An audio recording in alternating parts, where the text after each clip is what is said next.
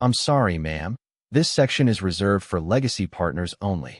The words didn't echo. They sliced clean through the low hum of crystal glasses and quiet billion-dollar conversations, sharp enough to turn heads without raising a voice. Naomi Carter didn't flinch. Not when the man in the tailored navy tux stepped just half an inch into her path. Not when his eyes scanned her from head to toe like she was an error in a system designed to filter people like her out. The ballroom of the Kensington Annual Investment Gala glowed in gold and glass, chandeliers casting soft light over polished marble floors, the kind that reflected status more than faces. Men in black tuxedos stood in clusters near the bar. Women in couture gowns laughed in controlled tones. Every inch of the room curated to signal one thing: power. And yet, in the center of it all, Naomi stood alone. Black dress. No label. No jewelry loud enough to introduce her. No entourage. Just presence. Calm. Measured. Intentional. She had walked in 15 minutes earlier without resistance. Her name checked against a guest list no one bothered to question. That was the first test. This was the second. I said this section isn't for you. The man repeated, louder now, enough for the nearby group to pause mid-conversation. A woman beside him, elegant, silver-haired, unmistakably Kensington, tilted her chin slightly, watching Naomi like one might observe a misplaced object. We like to keep things aligned here, she added, her smile polite but hollow. A few guests shifted. Someone whispered. The air didn't grow tense. It sharpened. Naomi's gaze moved slowly across the velvet-roped VIP area behind them. Private tables. Reserved seating. Names that controlled industries written in quiet gold script. Then back to them. Still, she said nothing. Because silence, in a room like this, wasn't absence. It was pressure. At 23, Naomi had stood in a different room. Smaller, colder, being told she didn't fit the profile for an investment role she was overqualified for. She remembered the way they smiled when they said it. The way they thought the conversation ended there. It hadn't. And neither would this one. Do you need assistance finding the general reception? The man asked again, this time with a thin edge of amusement. Behind him, a younger guest, maybe late 20s, glanced between them, his expression uncertain. He knew something felt off. He just didn't know what yet. Naomi finally moved. Not back, not away, but forward. One step. Just enough to close the distance they had tried to create. Her voice, when it came, was low. Controlled. No, she said. A single word. Measured like a contract clause. The woman's smile tightened. Then I suggest you respect the structure of this event. Structure. Naomi let the word settle. Around them, conversation slowed. Eyes lingered longer than before. Something in the room was beginning to shift. Not loudly, not dramatically, but unmistakably. Because what the Kensington family didn't realize, what no one in that golden room understood yet, was that Naomi Carter hadn't come to attend their gala. She had come to evaluate it. And they had just given her exactly what she needed. Naomi Carter held her ground without shifting her posture, as if the polished marble beneath her feet had been designed to support her presence long before anyone in the room realized it. The man in the navy tuxedo let out a quiet breath, the kind people used when they believed patience was a form of authority, and gestured lightly toward the far side of the ballroom, where the general reception area buzzed with a different energy, louder, less curated, less important. Drinks are available over there, he said, his tone soft but dismissive, as if offering direction to someone who simply wandered too far from where they belonged. Naomi's eyes did not follow his hand. Instead, she studied the details around him, the subtle insignia on his cufflinks, the precision of his posture, the way others near him deferred without question. He was not just staff. He was trusted, which meant he was useful. I am exactly where I need to be, she replied, her voice even, carrying just enough weight to be heard by those closest without breaking the room's illusion of control. The silver-haired woman beside him, Eleanor Kensington, tilted her head slightly, her expression tightening in a way that revealed more irritation than curiosity. She had built her reputation on reading people quickly, categorizing them faster, and removing variables that did not fit her world. Naomi, in this moment, refused to be categorized. Confidence is admirable, Eleanor said, her tone now edged with something colder. But it does not grant access. A few nearby guests exchanged glances, their conversations dissolving into quiet observation. The young man who had been watching earlier stepped a little closer, his brow furrowed as if trying to place a face he had seen before in a context that did not match the assumptions being made. Naomi noticed him, just briefly, then returned her focus to Eleanor. Timing mattered. It always had. Across the ballroom, a server passed by with a tray of champagne flutes, the soft clink of glass punctuating the silence that had begun to spread in small ripples. Naomi reached for one without asking, her movement smooth, deliberate, as if claiming space without permission. She lifted the glass, but did not drink. Structure only works, she said calmly, when it is built on something real. The man in the tuxedo let out a quiet laugh, not loud enough to draw the entire room, but sharp enough to reinforce the boundary he believed he controlled. What it is built on, he replied, is legacy. The word lingered in the air like a brand name everyone was expected to respect. Eleanor's gaze hardened, her patience thinning. And legacy is not something you walk into, she added, her voice low but firm. Naomi finally allowed herself the smallest shift in expression, not quite a smile, not quite a reaction, but something that suggested recognition rather than offense. Legacy. She had heard that word her entire career, usually from people who inherited power instead of building it.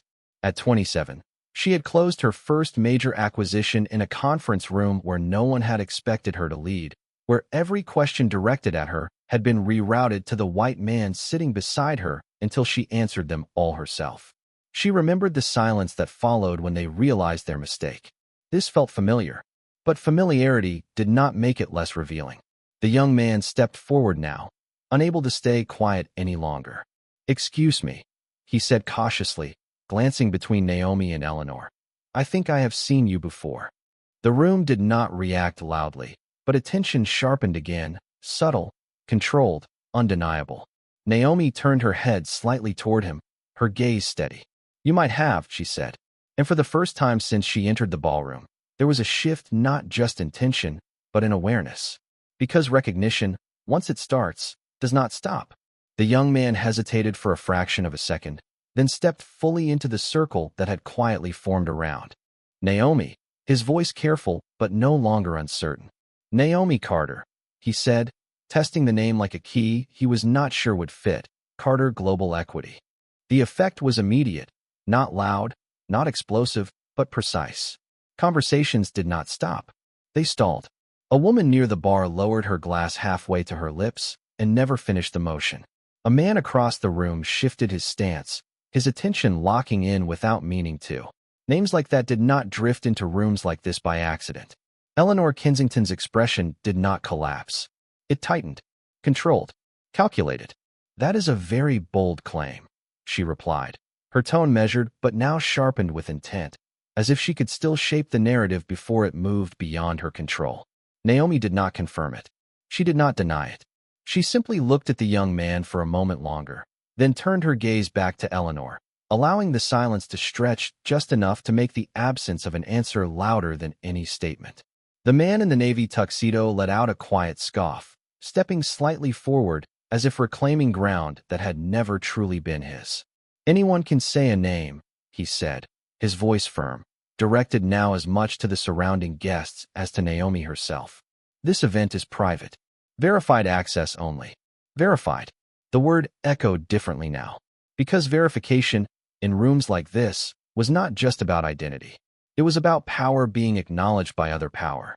And something in the room was beginning to question whether that acknowledgement had just been miscalculated. Naomi set her untouched glass down on a passing tray without looking, her movements still deliberate, still unhurried. "You are right," she said calmly. "Verification matters." Eleanor's eyes narrowed slightly, sensing the shift but not yet understanding its direction. Around them, more attention gathered, subtle but undeniable. A man near the center table leaned closer to another guest, whispering something under his breath. A woman discreetly pulled out her phone, not to record, but to search. The young man who had spoken first took a step back now, not retreating, but repositioning himself as a witness rather than a participant. Naomi continued, her voice steady, each word placed with intention. "It reveals more than people expect. The man in the tuxedo crossed his arms, confidence hardening into something more defensive. Then perhaps, you should start with yours, he replied. Because right now, all we see is someone who does not belong in this section. There it was again. Not loud, not shouted, but final. Or at least, it was meant to be. Naomi let the words settle, her gaze moving slowly across the faces now watching more openly. She could see it clearly, the divide forming in real time. Those who still believed the room's hierarchy was intact, and those who had started to question it. At 30, Naomi had learned something most people in this room never had to understand. Power was not what you wore. It was not what you inherited. It was what you could move without asking. And right now, the room itself was beginning to move. Eleanor straightened slightly, reclaiming her posture as if preparing to end the interaction on her terms. This conversation has gone far enough, she said, her tone cool, decisive. Security can assist you out. The words did not echo, but this time, they did not land the same way. Because just as the man in the tuxedo reached subtly toward his earpiece, a quiet voice from behind them cut through the moment, calm, precise, and impossible to ignore. I would not do that. Every head turned, not in shock, but in recognition of something shifting again, something deeper, something that had not yet fully revealed itself. And for the first time since Naomi had stepped into the ballroom, the control Eleanor Kensington believed she held did not feel absolute anymore. The voice did not rise, but it carried with the kind of authority that did not need permission to be heard. The crowd shifted just enough to reveal its source, a man in his early 50s, tailored charcoal suit, posture straight not from habit but from years of being listened to. Daniel Reeves. His name did not need to be announced. In rooms like this, recognition traveled faster than introductions. He stepped forward, his gaze moving first to Naomi, then to Eleanor Kensington, measuring the moment with quiet precision. Security would be a mistake, he said again, calm, deliberate, as if correcting a miscalculation rather than challenging authority. Eleanor's expression held, but something beneath it adjusted, a recalibration happening in real time. Daniel, she acknowledged, her tone controlled. This is a private matter. Daniel did not immediately respond. Instead, he glanced briefly toward Naomi, a flicker of recognition passing between them, subtle enough that only those watching closely would notice. Then he looked back at Eleanor. Not anymore, he said. Around them, the room leaned in without moving. Conversations dissolved into silence that was no longer polite but attentive. The man in the navy tuxedo straightened, his earlier confidence now edged with uncertainty. Sir, this individual has not been verified, he said, trying to anchor the situation back to protocol. Daniel's gaze shifted to him, not harsh, not dismissive, but final. That is because you are verifying the wrong thing. The words landed softly, but they changed the direction of the room. Naomi remained still, her presence now less questioned and more examined. She had not spoken again, and that silence had begun to work in her favor. At 29, she had sat in a boardroom where 12 executives debated whether to approve a deal she had already secured behind the scenes. They spoke over her, around her, through her, until the numbers on the screen forced them to stop. She had learned then that timing was not about speed. It was about inevitability. Eleanor folded her hands lightly in front of her, her posture regaining its composure. Then perhaps you would like to explain what we are missing, she said, her tone smooth, but no longer dismissive. Daniel exhaled quietly, not as hesitation, but as someone choosing exactly how much to reveal. You are hosting a room full of capital, he said, glancing briefly at the surrounding guests. But capital moves based on control, not appearances. A ripple moved through the crowd, subtle, almost imperceptible, but real. Naomi's name had already begun to circulate in low whispers, incomplete, uncertain, but persistent. The young man who had spoken earlier now stood completely still, his attention locked, as if watching a puzzle finally begin to align. Daniel continued, his voice steady. And right now, the control you think you have over tonight's deal is not as complete as you believe.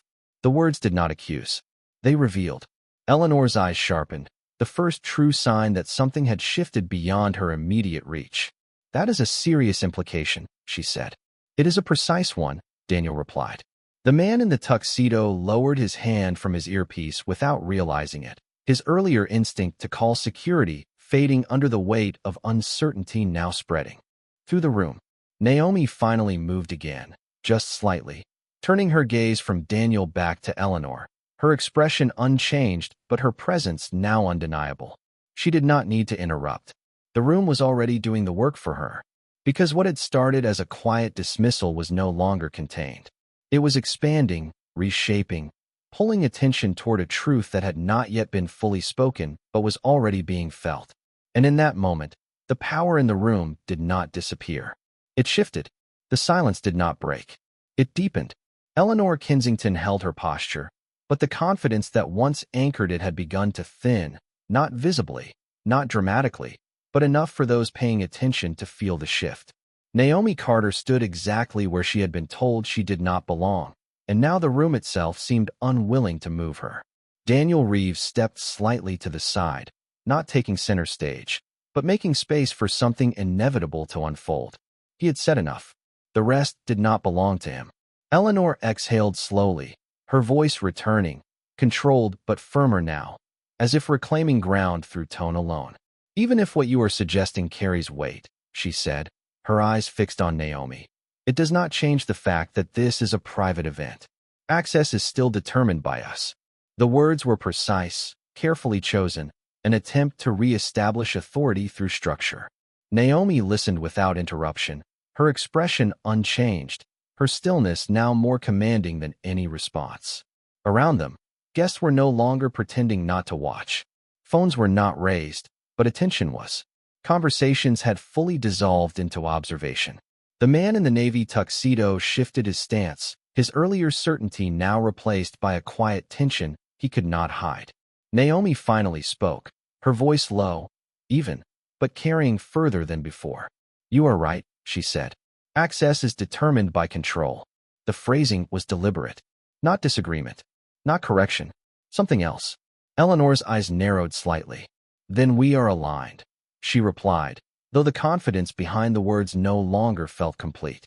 Naomi let a brief pause settle, just long enough for the weight of what had not yet been said to build. At 32, she had walked into a negotiation where every term had already been decided without her. They had smiled, offered her a seat, explained the structure. As if it were fixed. She had listened. Then she had changed one variable, and the entire structure collapsed around it. She had learned then that systems only appeared stable until the right pressure was applied. This room felt the same. "No," Naomi said quietly. "We are not aligned." The words did not rise, but they landed with precision. A subtle ripple moved through the crowd, not loud, not chaotic, but undeniable. Eleanor straightened, her composure tightening, her voice cooling further. "Then perhaps you should clarify your position," she said. It was not a request. It was a challenge. Naomi met her gaze without hesitation. "I already have," she replied. Another pause. This one longer. Intentional. The young man who had first recognized her glanced down at his phone, his fingers moving quickly, searching, confirming. A moment later, his eyes lifted again, wider now, the uncertainty replaced with something sharper. He did not speak. He did not need to, because recognition had completed its work. Naomi continued, her voice steady, each word measured. "You assumed I walked into your deal." Eleanor's expression held, but the room leaned in again, drawn by the clarity of the statement. Naomi took a single step forward, not aggressive, not confrontational, but definitive. "You assumed I needed your permission to be here." The man in the tuxedo opened his mouth slightly, then closed it, the instinct to interrupt overridden by something he could not yet name. Naomi's gaze moved briefly across the room, acknowledging the witnesses now fully engaged, then returned to Eleanor. "That assumption," she said calmly, "is the mistake." The air in the ballroom did not move. It held, because this was no longer about access. It was about control. And for the first time since the exchange began, it was no longer clear who actually had it. The room did not erupt. It recalibrated. That was the difference between noise and power. Eleanor Kensington held Naomi's gaze, but now there was calculation behind it, a rapid assessment of risk, exposure, and something she had not planned for, uncertainty. Around them, phones were no longer just being checked. They were being used. Quiet searches, silent confirmations. names cross-referenced against deals too large to misunderstand. The young man who had spoken earlier stepped closer again, this time with intention. "She is right," he said, his voice steady now, no hesitation left. Carter Global Equity is listed as a controlling silent partner in the Kensington acquisition structure. The words did not echo loudly, but they landed with the force of recognition. A few guests inhaled sharply. Someone near the back whispered, "That is the $30 billion deal." Eleanor did not look at him. She did not need to. Her focus stayed on Naomi, but something behind her eyes shifted, the kind of shift that only happens when a calculation no longer holds. "That structure is confidential," Eleanor said, her tone tightening, but the certainty had cracked. Naomi did not respond immediately. She allowed the moment to stretch, allowed the room to feel the weight of what had just surfaced. At 28, she had learned that information did not need to be loud to be disruptive. It only needed to be placed at the right time. She reached into her small black clutch, not hurried, not defensive, and pulled out her phone. The movement was simple, but every eye tracked it. Not because of the device, because of what it represented. Action. Naomi unlocked the screen with a single motion and held it at her side for a brief second, as if deciding whether the next step was necessary. Then she lifted it, her voice calm, controlled, undeniable. "Since we are talking about verification," she said, "let us make it precise." She tapped once. That was all it took. Across the room, a subtle ripple of vibrations followed. Not loud, not coordinated, but real. One phone, then another, then three more. Notifications lighting up screens in quiet succession. The man in the navy tuxedo frowned, glancing down at his device before he could stop himself. His expression changed first. Confusion, then something sharper. He looked up at Eleanor, but she was already checking her own phone. The message was not long. It did not need to be. Carter Global Equity, immediate review of Kensington Holdings transaction. Pending authorization hold activated. Effective immediately. Eleanor read it once. Then again. Her posture did not collapse. But the control she had been holding on to shifted out from under her, not dramatically, not visibly to everyone, but enough. Daniel Reeves watched without speaking, his role complete, his presence now that of a witness rather than a participant. Naomi lowered her phone slowly, her gaze never leaving Eleanor. "You built tonight around a deal," she said quietly. "A deal that requires final authorization." The room held its breath, not because it was told to, but because it understood. Naomi took a single step forward, closing the last distance that had once been guarded so carefully. "You decided I did not belong," she continued, her voice steady, unshaken. "In a deal that does not move without me." Silence. Complete. Not a single glass moved. Not a single whisper followed. Because the shift was no longer subtle. It was absolute. And for the first time since the night began, the hierarchy of the room had reversed without anyone raising their voice. No one spoke. Not immediately. Because what Naomi Carter had just done did not feel like a reaction. It felt like a conclusion. Eleanor Kensington lowered her phone slowly, her fingers tightening just enough to reveal what her expression refused to show. Around them, screens were still lit, messages still open, confirmation still spreading through a network of people who understood exactly what a pending authorization hold meant at this level. It did not delay a deal. It froze it. Completely. The man in the navy tuxedo took a small step back without realizing it, his earlier authority dissolving into something quieter, something uncertain. The young investor who had first recognized Naomi did not move at all now, his eyes fixed, absorbing every second like he knew he was watching a moment that would be repeated in boardrooms for years. Naomi did not raise her voice. She did not shift her stance. She did not need to. "You built this room to celebrate control," she said, her tone calm, precise, cutting through the silence without force. "But control is not what you say. It is what you can stop." Eleanor's gaze sharpened, but this time there was no dismissal behind it. Only recognition. Naomi took a breath, not out of hesitation, but to mark the transition between assumption and truth. "You mocked me," she continued, her eyes locked on Eleanor. "In a deal that does not move without my signature." The words landed exactly as they were meant to. Not loud, not dramatic. Final. A quiet fracture spread through the room, invisible but undeniable. Someone near the back whispered, That means she controls the closing.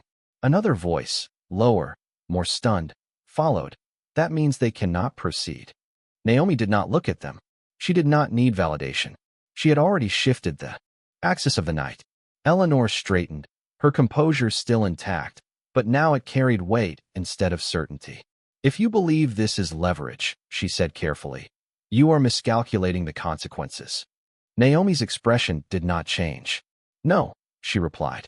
I am clarifying them. Daniel Reeves watched from a distance, his arms loosely at his sides, the faintest trace of approval in his stillness. He had seen deals collapse before. He had seen power shift, but rarely this cleanly. Naomi took one final step forward, closing the space that had once been guarded like a barrier. Now it was just distance. You assumed I came here to be included, she said. I came here to decide if this deal should exist. The words settled into the room like a verdict. No escalation. No argument. Just truth placed exactly where it needed to be. Eleanor's lips parted slightly, but no immediate response came. Because for the first time, this was not a conversation she controlled. It was a position she had to respond to. And that was a different kind of pressure entirely. Naomi held her gaze for a moment longer, then let her eyes move across the room, acknowledging the witnesses, the shifting alliances, the silent recalculations happening in real time. And right now, she added, her voice steady, unshaken, it does not. The silence that followed was not empty. It was complete. Because in that moment, everyone in the room understood the same thing. This was not a misunderstanding. It was a reversal. And it had already happened. The room did not recover. It unraveled. Not loudly, not chaotically, but with the kind of precision that only happens when power is removed at the source. Phones were no longer just glowing. They were active. Messages moving. Calls being made in hushed tones just beyond the edges of the circle that had formed around Naomi Carter. Investors who had arrived confident now stood still, recalculating risk in real time. Because a $30 billion deal was not just an agreement. It was a network. And Naomi had just pulled the central thread. Eleanor Kensington remained standing, but the room no longer stood with her. That was the difference. Her name still carried weight, but weight without movement was just history. This is a temporary hold, she said finally, her voice controlled, but now working harder than before, procedural.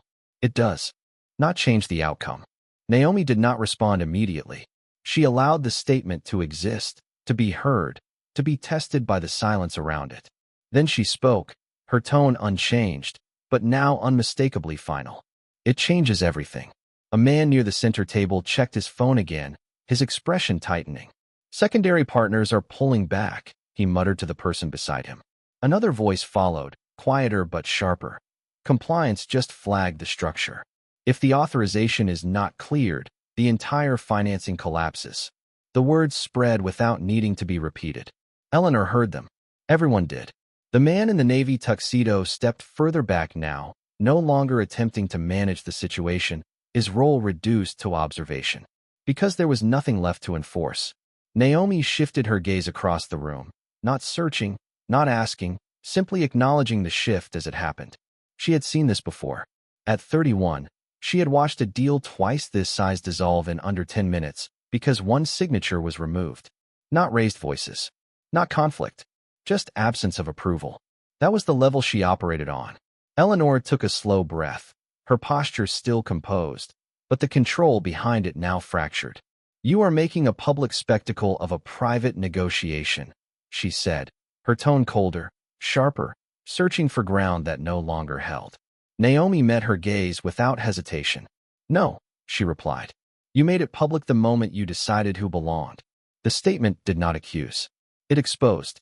Around them, more movement. Guests stepping back.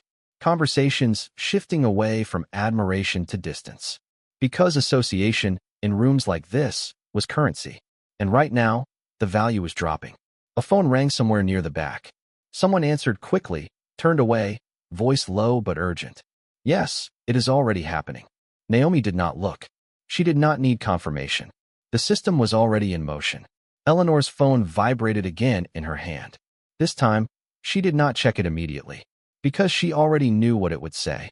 Naomi took one final step forward, her presence now the center of a room that had tried to remove her minutes ago. Your deal does not collapse because I raised my voice, she said calmly. It collapses because I withdrew my approval. Silence. Absolute. The kind that does not invite response. It ends conversation. And in that moment, the Kensington legacy did not disappear. It shifted into something else entirely. Not authority. Not control. Consequence. And everyone in the room understood exactly when it happened. No one tried to stop her when she turned to leave. That was the final shift. Not the silence. Not the frozen screens. Not even the collapse of a $30 billion deal in real time. It was the absence of resistance. Naomi Carter did not rush. She did not look back immediately. Her steps were measured, steady against the polished marble floor, the same floor that had reflected doubt when she first walked in, now reflecting something else entirely. Recognition. Behind her, the room remained still, but it was no longer unified. Small clusters had already begun to form, quiet conversations breaking out in low tones, no longer about opportunity, but about distance, about exposure, about what came next. Because what Naomi had done was not just stop a deal. She had revealed a fault line. Eleanor Kensington stood exactly where she had been, but the space around her had changed. People were no longer leaning in. They were stepping back. Not dramatically, not visibly enough to call out, but enough to feel. Her name still carried influence, but influence without alignment does not move markets. It isolates them. Daniel Reeves watched Naomi walk away, his expression calm, almost reflective. He had seen power asserted in many ways over decades, but this was different. This was not force. This was precision. Naomi reached the edge of the ballroom before she paused, just once, her hand resting lightly against the door handle. Not hesitation. Timing. She turned her head slightly, not enough to re-enter the room, but enough for her voice to carry back into it. The problem was never that you did not know who I was, she said, her tone even, controlled, final. Every conversation stopped again, not out of shock, but because they knew this was the last thing that mattered. Naomi's gaze moved briefly across the room, not searching, not demanding, simply acknowledging the truth that now belonged to everyone there. The problem, she continued, is how you treated someone you believed did not matter. The words did not rise. They settled, and that made them permanent. Eleanor did not respond. She could not, because this was no longer about defense. It was about consequence. Naomi opened the door, the soft sound of it breaking the stillness more than any voice could have. Before she stepped through, she added one final sentence, quiet, but unshakable. I did not raise my voice, she said. I raised the standard. Then she walked out. The door closed behind her with a muted click, and for a moment, no one moved. Because what remained in that room was not just the aftermath of a failed deal. It was the realization that power had never been where they thought it was. And now, neither was the future.